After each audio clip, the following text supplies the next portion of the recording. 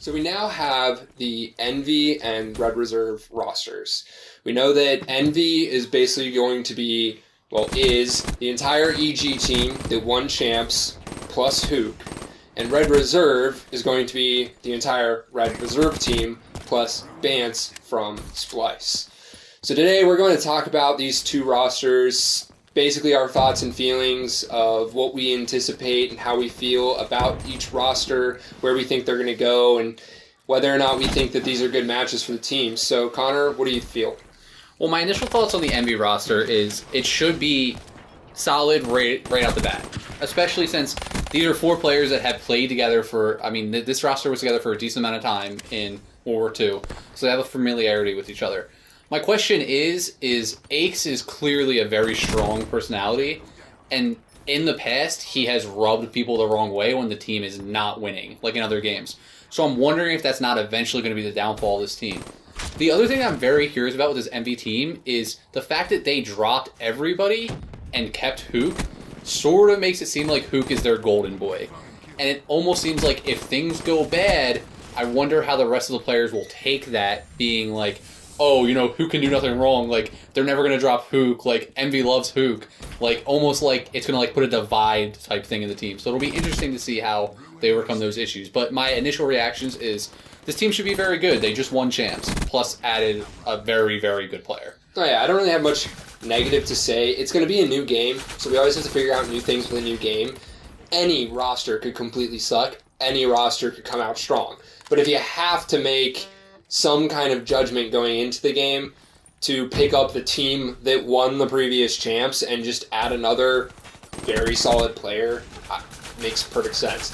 And that goes right into Red Reserve. Red Reserve was like top 3 all year. Very arguably in the top 3, probably number 3, looking at the entire World War II season. Red Reserve was definitely probably your number 3. I'd say Rise, TK, 1 or 2, depending on your feelings for each team. Red Reserve next.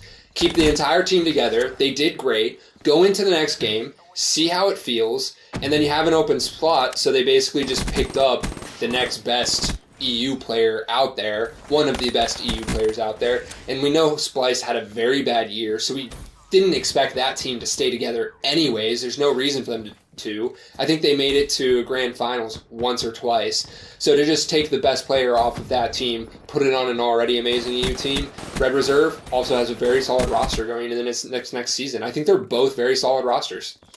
The only thing I'll add about the Red Reserve team is I'm a little bit surprised that they didn't pick up Luskin and reunite the twins. You just wanted to see the twins. Only because I don't know, so I'm not stating facts here, but I don't know the history of Bance playing with these other players. Whereas I know that Luskin at least has a history with one player on Red Reserve.